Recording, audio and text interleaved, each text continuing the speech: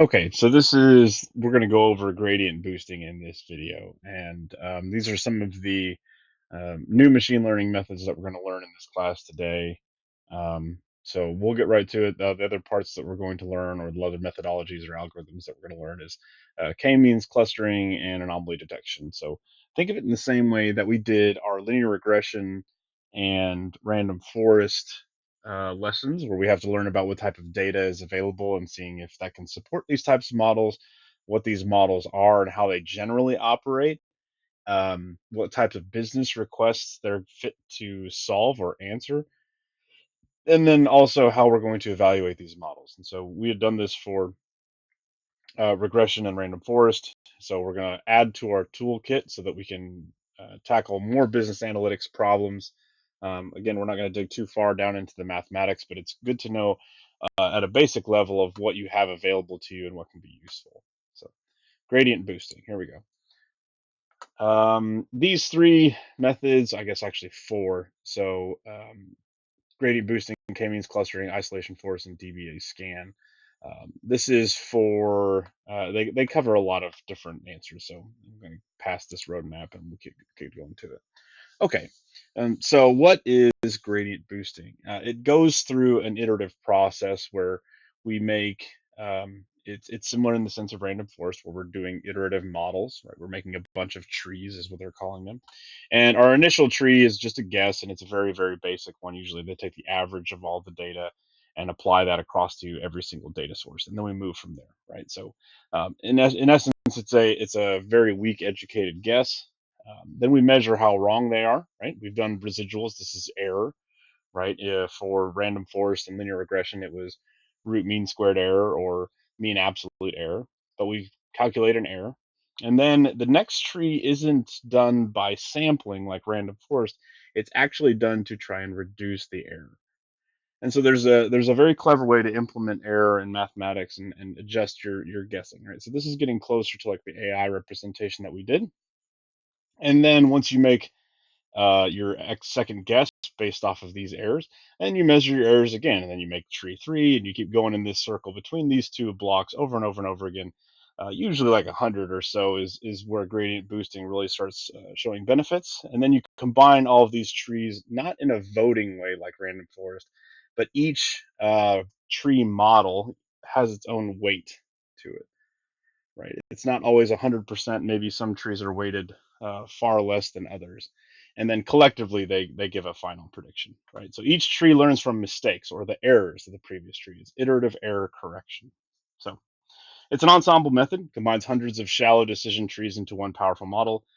It's sequential, so it follows this very, very clearly defined sequence. Each new tree targets the residual error from all previous trees. Regularization is built-in controls, learning rate, and depth. So learning rate is where we're making sure that the model makes very small adjustments made on error, not very large ones. That way we can gradually get to the correct answer, because if we take too big of steps, then we tend to step far beyond. We turn the volume dial too drastic at one point in time to get those adjustments. So feature importance. Brandon Forrest did this. It can talk about, or it can label which data features are contributing to a predictive variable with a lot of confidence. So what is it used for? So what are the business requests that gradient boosting can answer? So which customers will churn in the next 90 days? So this is a good question. It's either a one or a zero. So it's kind of a classification problem, but it's also somewhat predictive, right? Binary classification with many behavioral variables. So it's multivariate, deals with classification. Boosting handles nonlinear patterns and interactions automatically. What will our Q4 revenue be across 500 SKUs? This 500 is kind of the bottom data volume that's acceptable for gradient boosting. So we did a random forest on a little over 100 or 150 data lines. So this is kind of higher in requirements for volume.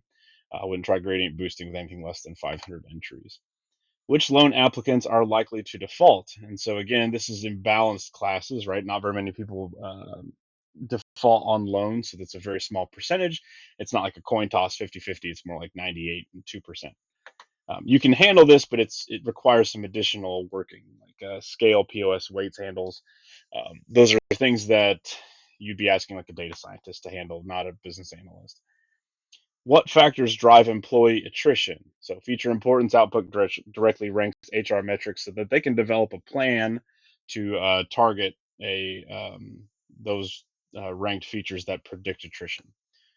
Which product should we cross sell to each customer? This is personalized recommendation scoring, boosting models' individual purchase propensity with high accuracy. So this is kind of like Netflix or Spotify, where we can start doing a good job of predicting what you want to see. Okay, here's the data requirements. We need labeled data, so it can't be unsupervised. We have to have all of the ground truth data labeled.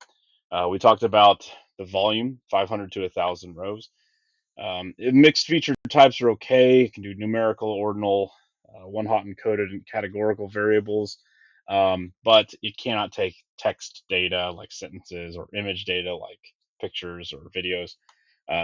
Class imbalance can be done, but it needs attention.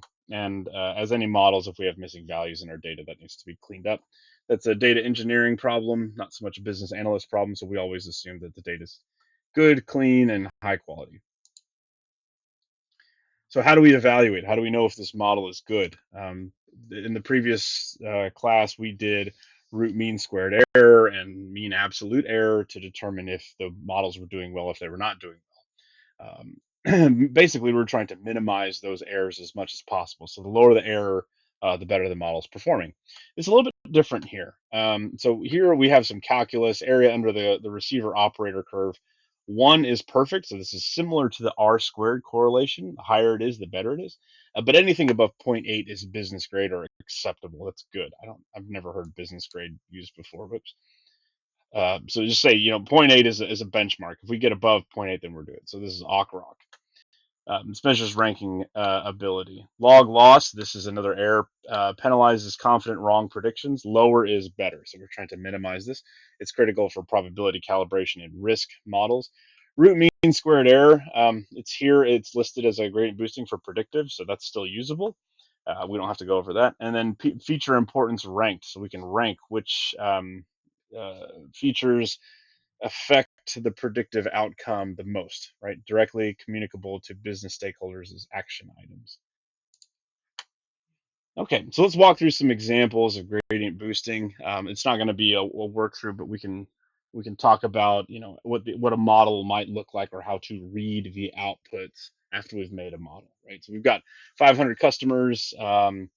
The features are days since last purchase, numbers of orders, and average spend. So we've got 3 different features, and then we're looking at, can we determine if a person is going to churn? It's a 0 or a 1, and the result for this was AUC over 0.8, so that's good. It was 0.87.